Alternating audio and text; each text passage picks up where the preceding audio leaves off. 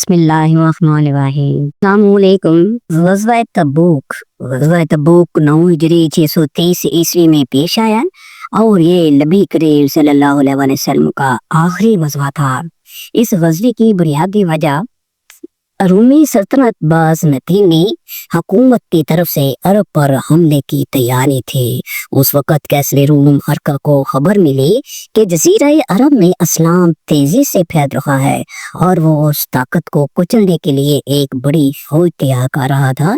शुमाली अरब के कई कबाइल जो रूमी सल्तनत की ताबे थे भी उस साजिश में शामिल थे। जब रसूलुल्लाह सल्लल्लाहु अलैहि वसल्लम को इस खतरे का इल्म हुआ तो आपने फैसला किया कि मुसलमानों को मदीने में इंतजार करने के बजाय वो दुश्मन की तरफ बढ़कर उनका सामना करना चाहिए। ये जंग इस्लामी तारीख में इसलिए भी अहम है क्योंकि ये मुसलमानों के लिए एक बहुत बड़ा इम्तहान था।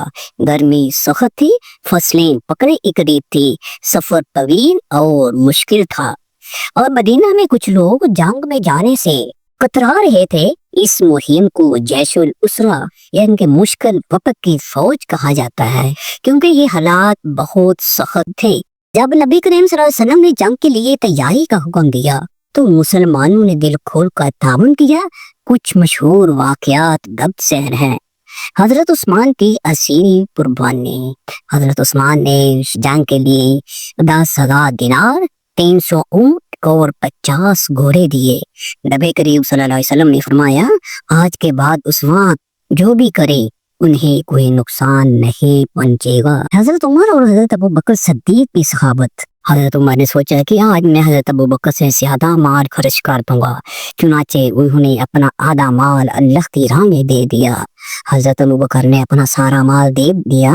जब रसूलुल्लाह सल्लल्लाहु अलैहि वसल्लम ने पूछा कि अपने घर वालों के लिए क्या छोड़ा तो हजरत अबू बकर ने फरमाया, अल्लाह और उसके रसूल को उनके लिए छोड़ दिया है। दीगर सहाबा की कुर्बानियां।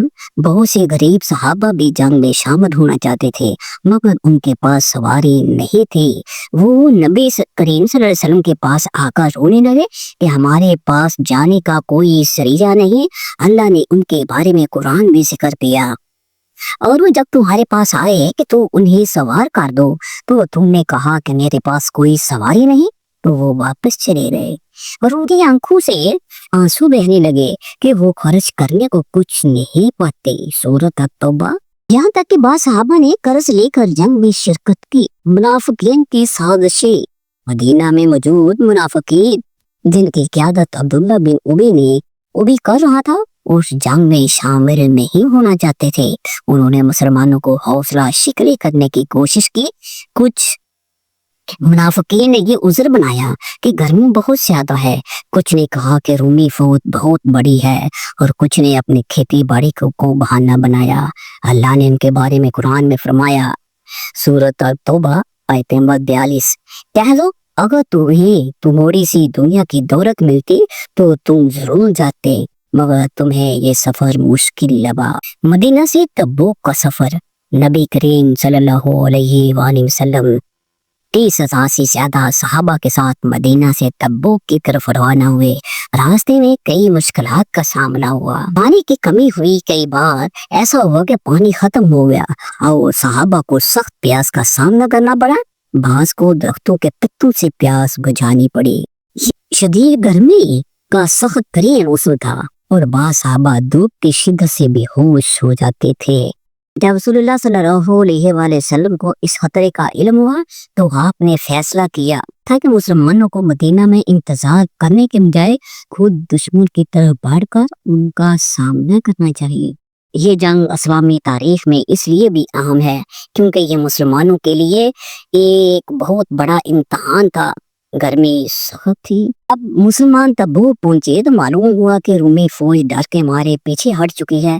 कैसरे रूम ने सोचा कि अगर वो मुसलमानों से जंग करता है तो उसे बहुत नुकसान हुआ, इसलिए उसे लड़ाई से गुरेज किया। नबी करीम सल्लल्लाहु अलैहि वसल्लम ने तबूक में 20 दिन क़याम किया और आसपास के कई कबाइल को इस्लाम की दावत दी। कई कबाइल ने इस्लाम कबूल कर लिया और मुसलमानों की हुकूमत मजबूत हो गई। जब मुसलमान वापस मदीना आ रहे थे तो कुछ अहम वाकयात पेश आए।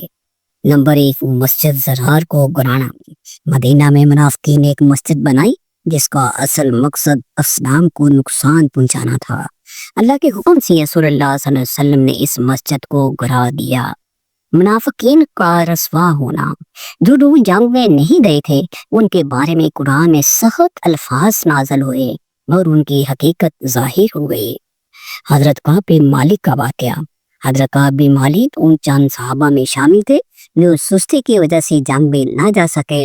बाद में उन्हें इस बात पर बहुत अफसोस हुआ और अल्लाह ने उनकी तौबा कबूल कर। ग़ज़वा तबूक के नताइज, इस्लाम की ताकत का इजहार हुआ। शमाली अरब पर मुसलमानों की हुकूमत कायम हुई। मुनाफिकीन की हकीकत जाहिर हो गई। ये नबी करीम सल्लल्लाहु अलैहि वसल्लम की आखिरी जंग थी। अल्लाह की राह में कुर्बानी देना असल कामयाबी है। मुसलमानों को हर मुश्किल का सब्र और इस्तिकामत से सामना करना चाहिए। दुश्मन की ताकत से डरने के बजाय अपने ईमान को मजबूत करना जरूरी है। मुनाफिकत इस्लाम के लिए सबसे बड़ा खतरा है और हमें मुनाफिकीन से होशियार रहना चाहिए। ये था ग़ज़वा तबूक का मुकम्मल और तफसीली वाक़या।